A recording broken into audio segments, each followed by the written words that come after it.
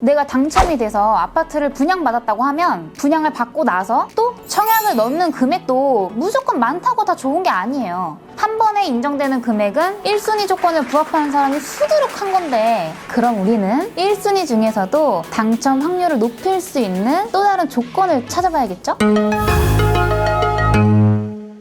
안녕하세요, 덕현입니다. 저번 영상 마지막 부분에 제가 이런 얘기를 한 적이 있어요. 나날이 고층 아파트들이 지어지는데 저렇게 많은 집 중에 왜 내 집은 없을까? 저도 20살이 간 넘어서 주택 청약통장을 만들었었는데, 당시에 은행을 방문한 저에게 창구 직원분이 청약통장은 꼭 만들었으면 좋겠다고 권해주셔가지고 만들었던 적이 있어요. 그 직원분 정말 감사합니다.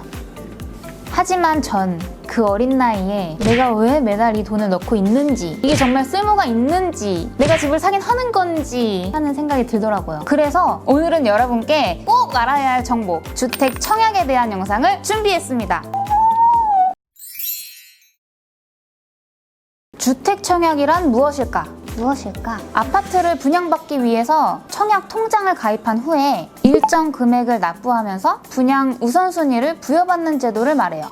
주택 청약통장은 1인당 1개의 청약통장을 만들 수 있습니다. 두둥. 내가 당첨이 돼서 아파트를 분양받았다고 하면 분양을 받고 나서 또 재가입할 수 있어요. 행복. 청약통장은 만기가 없는 상품이고 변동금리로 이자도 받을 수 있습니다. 미성년자도 가입이 가능합니다.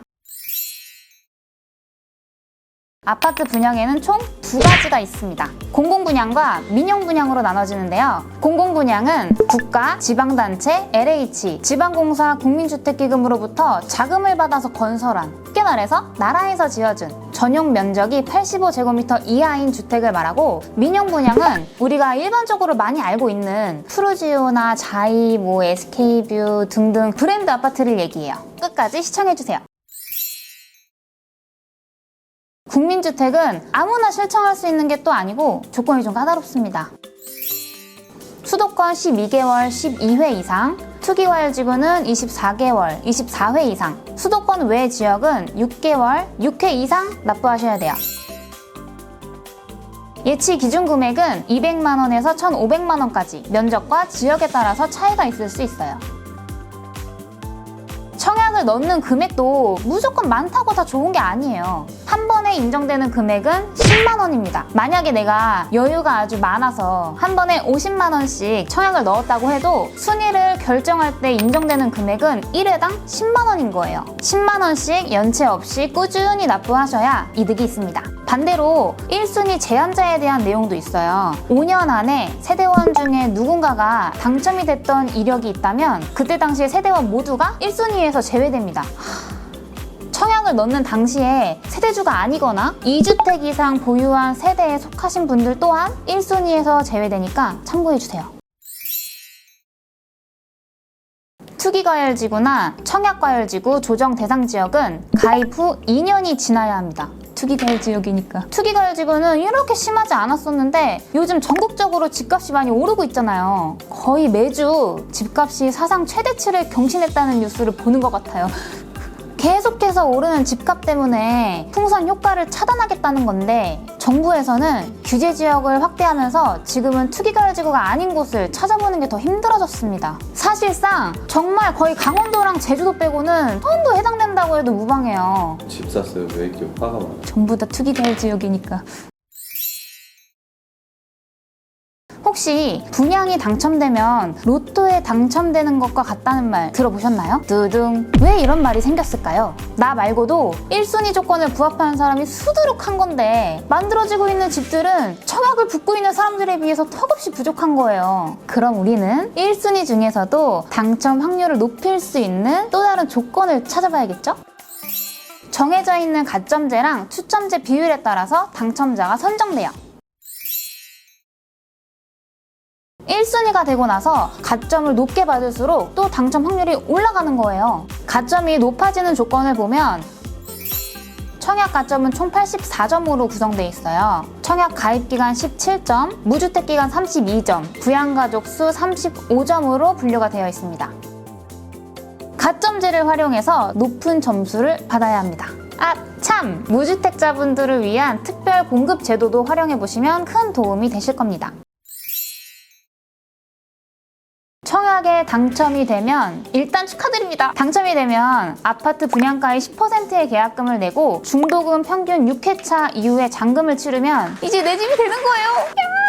자, 그럼 중도금이랑 잔금은 어떻게 해결할까요? 방법은 두 가지가 있어요. 주택담보대출을 받아서 납부하는 방법이랑 분양받은 주택을 전세 놓아서 전세 보증금으로 납부하는 방법이 있습니다. 두 가지 방법 다 장단점이 있는데요. 먼저 주택담보대출을 받는 경우에는 새 아파트에 내가 제일 먼저 실거주할 수 있다는 장점이 있어요. 새 집은 좋으니까. 단점이라고 하면 내 자본금이 좀 많이 들어갑니다. 아파트 감정가에서 담보대출 한도를 산정하는데 그 한도가 우리가 원하는 만큼 많이 안 나와요.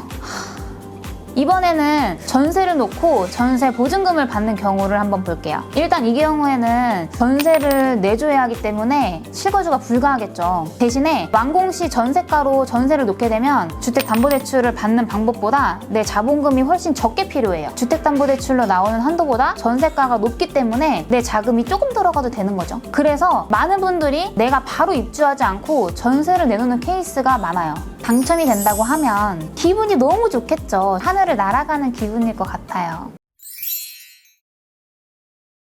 여러분, 안 좋은 소식이 있습니다. 매우 안 좋은 소식이에요. 2월 19일 이후에 공고가 뜨는 아파트들은 주택담보대출을 받아서 중도금이랑 잔금 납부를 하는 방법, 요거 한 가지만 가능하다고 합니다. 주택법이 개정되는데 분양가 상한제 주택 의무거주 기간이 생겨요. 분양가 상한제 주택만 해당이 되는 내용인데 거의 모든 주택이 다 해당이 되네요. 최소 2년부터 5년까지 5년 이내의 기간 동안에는 반드시 실거주를 하셔야 하는데 사실 몇 년을 거주하는지는 우리는 중요하지가 않죠. 1년만 산다고 해도 일단 실거주를 꼭 해야만 한다는 게 진짜 큰 문제인 거예요. 전세를 놓고 전세 보증금으로 잔금 납부를 해야 되는데 그게 안 되니까 주택담보대출을 받을 수밖에 없는 거예요. 담보대출 한도는 너무 적게 나와요. 설상가상으로 투기지역의 초호 아파트에 당첨이 되었다. 근데 그 아파트가 시세가 15억이 넘는다. 시세 15억 넘는 아파트는 담보대출이 불가해요. 15억짜리 아파트에 당첨이 되면 가슴이 찢어집니다, 정말. 오늘은 이렇게 주택 청약에 대해서 영상을 만들어 봤는데요. 21년 기준 저는 지금 약 4년 정도 청약통장을 유지 중인데요. 저도 올해에는 청약통장으로 내 집 마련의 꿈을 이뤄보려고 합니다. 어떤 고난과 역경이 있어도 미래의 나를 위해 청약통장만큼은 꼭 사수하시길 바랍니다. 다음번에도 유익한 영상으로 찾아올게요. 이상 덕현이었습니다. 안녕! 안녕하세요. 덕현입니다. 그냥 원래대로 하자. 힘들어 보이네. 받아서 건설.